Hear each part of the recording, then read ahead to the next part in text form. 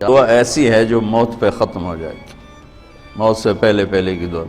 انسان کی حاجات موت سے ختم تھوڑا ہی ہوتی، موت سے ایک نئی زندگی شروع ہو جاتی، وہاں کی حاجات شروع ہو جاتی، تو وہاں بھی مانگیں گے، یہاں ملے یہ دعا تم پھر نہیں مانگ سکو گے۔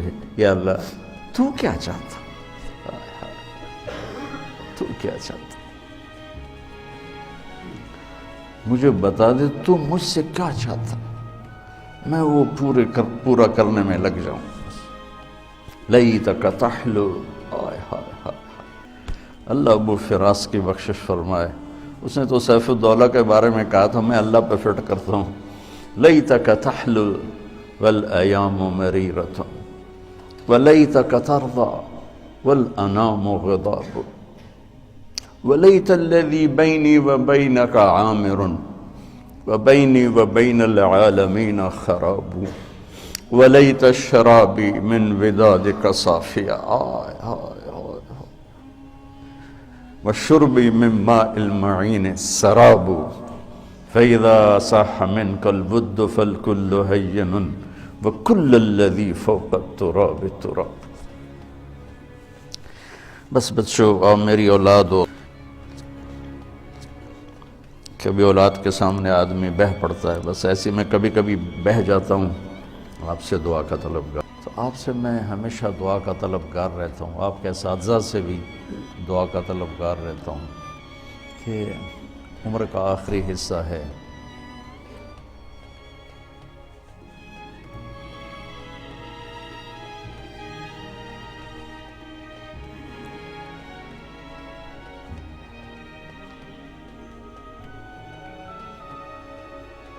اللہ فتنوں سے حفاظت فرمائے۔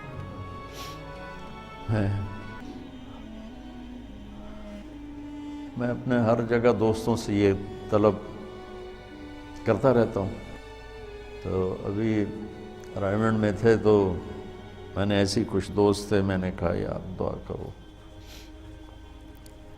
اللہ تعالیٰ حفاظت فرمائے۔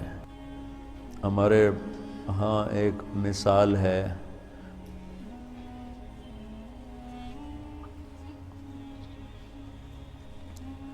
بڑا بھورا جڑا پتن تے ڈوب جاوے، بڑا بھورا ہے جڑا پتن تے ڈوب جاوے۔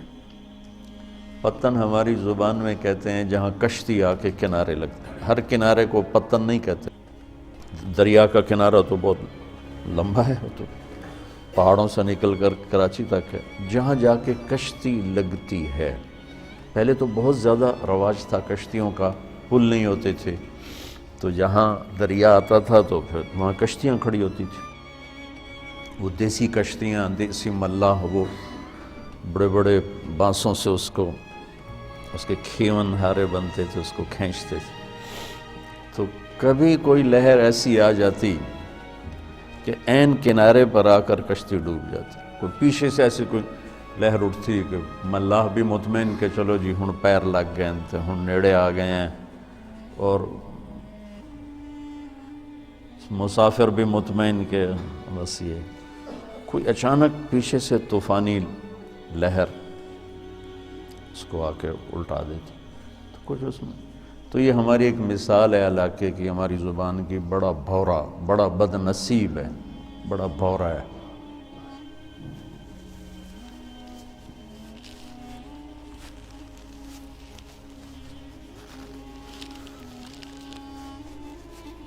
بڑا بد نصیب ہے جو کنارے پہ آ کر ڈوب جائے۔ تو میرے عزیزو،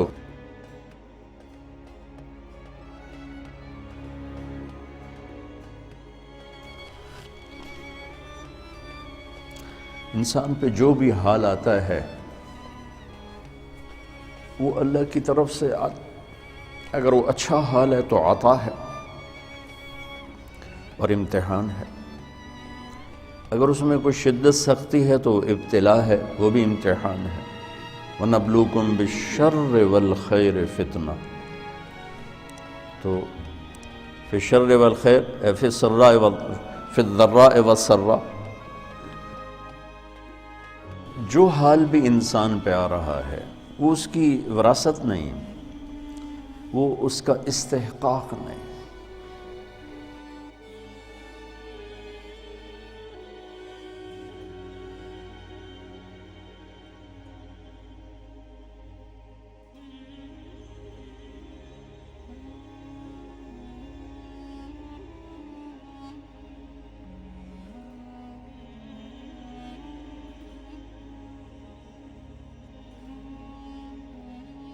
آپ کو پتہ ہے سب سے پہلے جہنم میں کون جائے گا؟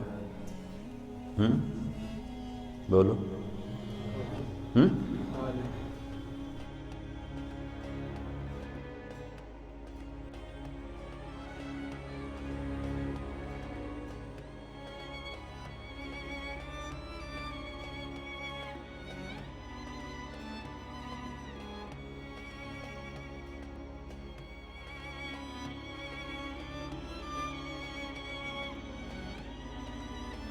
کافر نہیں، مشرک نہیں، شرابی بھی نہیں، زانی بھی نہیں، قاتل بھی نہیں، چور بھی نہیں، ڈاکو بھی نہیں، ملحد بھی نہیں، دہریہ بھی نہیں۔ کتنے گناہ ہیں۔ اول من تسعر به نار جہنم، سب سے پہلے جسے جہنم میں ڈالا جائے گا، نہیں کہا جس سے جہنم کو بھڑکایا جائے گا، وہ کمبخت ایندھن بن کے جائے گا، یعنی اوروں کی بھی تباہی کا سبب بن کے جا رہا ہے کہ اس کے ذریعے سے جہنم اور بھڑکے گی۔ اول من يدخل فی النار نہیں فرمایا کہ سب سے پہلے جہنم میں کون جائے گا۔ اول من تسعر، سب سے پہلے جس سے جہنم کو بھڑکایا جائے، وہ پہلے اتنی بھڑک رہی ہے۔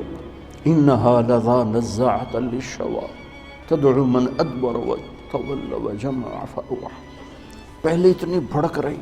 فانذرتکم نارا تلظی، کیا خوفناک ہے وہ۔ انہا ترمی بشرر کالقصر کانہ جمالۃ صفر، کیا ہیبت ناک الفاظ ہیں قرآن کے۔ اور پھر اس بدبخت کو ڈالا جا رہا ہے اور بھڑک، اس کو ایندھن بنا۔ عالم، اول من تسعر به نار جہنم، عالم، مولانا صاحب۔ ہاں، کیوں؟ ساری زندگی کس لیے کیا تھا؟ تیرے لیے۔ کیا بکواس کرتے، جھوٹ بولتے، تو نے اپنی واہ واہ کے لیے کیا تھا۔ پھر شہید، جس کے خون کا قطرہ زمین پر گرنے سے پہلے اس پر جنت واجب ہو جاتی، لیکن نیت کا کھوٹا تھا۔ پھر سخی، جس کے بارے میں اللہ کا نبی فرماتے ہیں اللہ کے قریب، جنت کے قریب، لوگوں کے قریب، جہنم سے دور، اور اللہ کو بخیل سے نفرت، سخی سے پیار، لیکن مارا گیا اپنی بدنیتی اور بدعملی کی وجہ سے، اپنی واہ واہ کے لیے کیا، ڈال دو۔ یہ تین ہیں جن سے جہنم کو بھڑکایا جائے۔